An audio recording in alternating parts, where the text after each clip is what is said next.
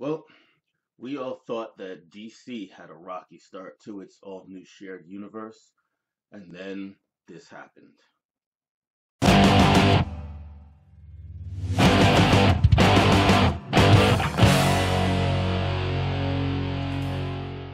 Okay, so we are here to review today The Mummy.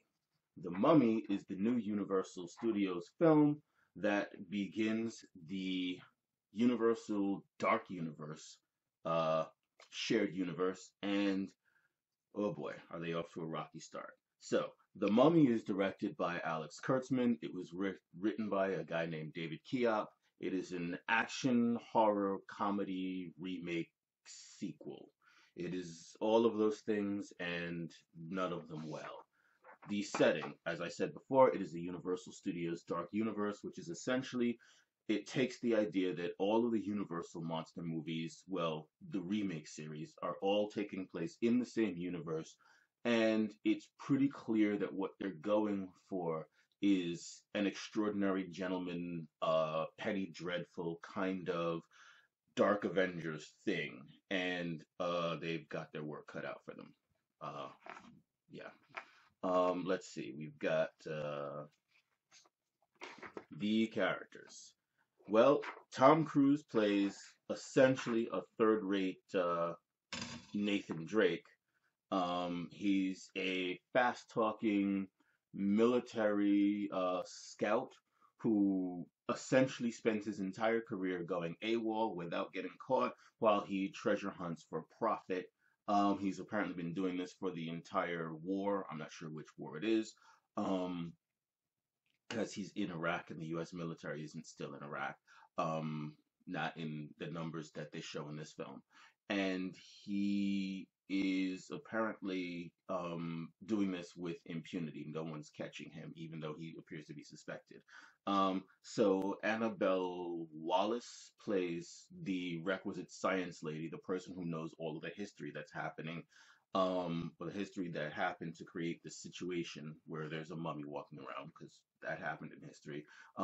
She is also this film's requisite zero chemistry love interest. I mean, there is no chemistry between her and Tom Cruise at all. Then Sophia Bautella, I hope I'm pronouncing that right. She plays the sexiest mummy there ever was. However, she doesn't have an actual plan. There actually is no plot. She was trying to take over the Egyptian Empire when she was alive, but there's no Egyptian Empire anymore, and she's not actually trying to take over current day Egypt. She just had a plan to bring her boyfriend back, and she's now trying to bring her boyfriend back, and that's it. And there's no actual reason because the dude she's trying to bring back is actually the god Set. Well, they call him a demon, but he's the Egyptian god of death, at least in this film. And she has no particular loyalty to him other than he gave her some magic power, which she never used while she was alive. And so she's trying to bring him back at all costs for some reason. Then we have a guy named Jake Johnson. Jake Johnson is basically, you remember TJ Miller from Deadpool, the sidekick who was really fast talking and funny? Yeah, so they tried to make a TJ Miller character. They failed miserably. They made a guy who's fast talking, loud, and relentlessly obnoxious. He is annoying. He's annoying as hell. There's literally a point in the film where he shows up, and when he shows up, the audience in the film literally groaned like he was Jar Jar Binks. He's that annoying. And then Russell Crowe plays this film. He plays Dr. Jekyll slash Mr. Hyde. He's also in this superhero monster movie film. He's essentially this universe's Professor X. Possibly you might call him who is the guy that who he's basically uh, Sean Connery from the Extraordinary Gentleman movie. Basically, that's who he is. And he does a fair job. Okay, so Act One.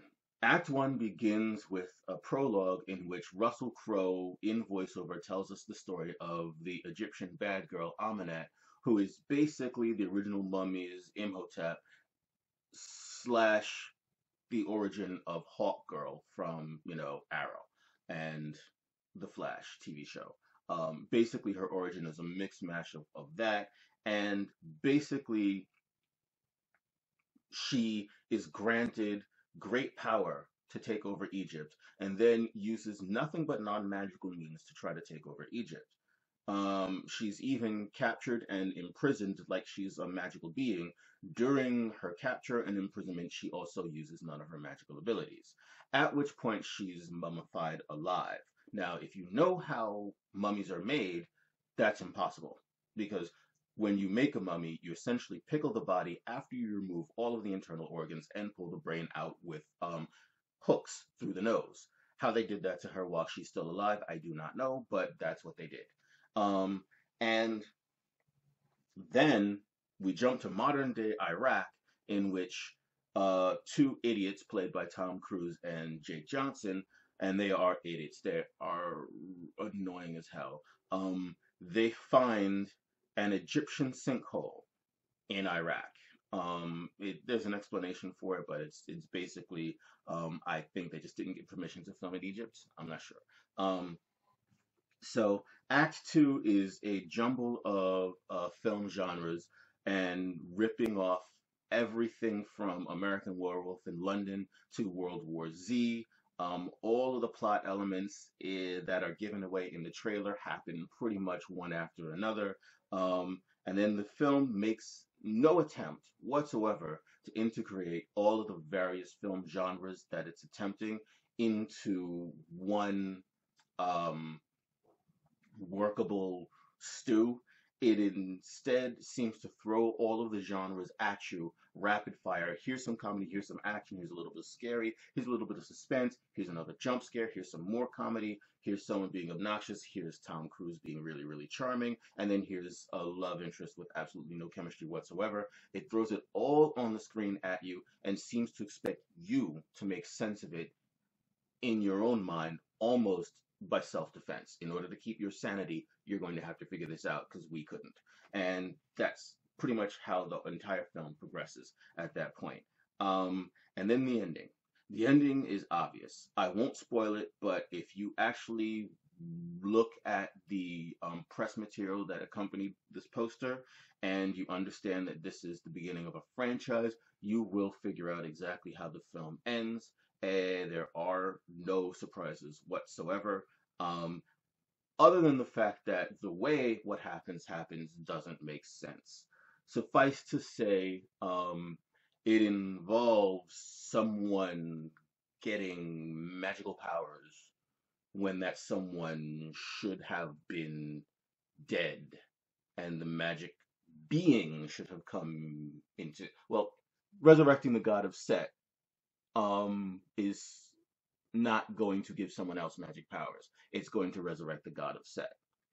And there's no explanation as to why resurrecting the god of Set created a superhero instead of creating the god of Set. More than that, I can't say without giving away heavy spoilers, but I'm pretty sure you just figured it out from what I just said.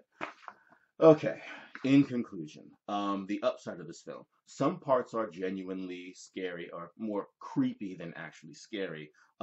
There is a ton of action, despite the fact that most of it is fast, frenetic, and doesn't make a whole lot of sense. The special effects in this film are pretty good. They're top-notch special effects. Tom Cruise and Russell Crowe are Tom Cruise and Russell Crowe, so they're both very good in their roles. In fact, the film doesn't have really bad performances except for Jake Johnson trying to play T.J. Miller trying to play an idiot. Other than that, most of the acting in the film is pretty good. The downside, the unresolved jumble of genres is pervasive. It doesn't stop and it sucks. The stolen plot elements from all the other films. I mean, it's like the airplane scene from World War Z, T.J. Miller from Deadpool, the sidekick Ghost from American Werewolf in London. It's just literally they just ripped off the coolest parts of other movies and didn't know how to use them and use them anyway, and it sucks. There is zero chemistry whatsoever between Tom Cruise and Annabelle Wallis, and it's so much so that in an interview, Annabelle Wallis actually pointed out that Tom Cruise essentially figured out that there was no chemistry between them, and they were supposed to have a kiss in the film, and he nixed the kiss And did he nix the kiss because he figured out there was no chemistry, or did he nix the kiss because he just didn't feel that he wanted to kiss this particular woman? Um, doesn't matter. In the end, there was no chemistry between them, and the love interest is entirely unbelievable and unnecessary. Because you know what? Just because you have a male and a female in the movie together doesn't mean they have to make out. Um, there's a thing called friendship that really does happen. It works, people. Anyway, you have the super annoying side character of Jake Johnson's T.J. Miller ripoff. The villain has no actual goal other than to resurrect her boyfriend, sort of mentor, sort of dude, gave me a whole bunch of power, but we actually never met in person. So that's what she's trying to do, resurrect this guy. She's not trying to take over Egypt. It's not a power grab. She's just evil with a whole bunch of power now that she's resurrected that she never had when she died. If she used all of these powers when those people entombed her 5,000 years ago, they never would have got her in that tomb.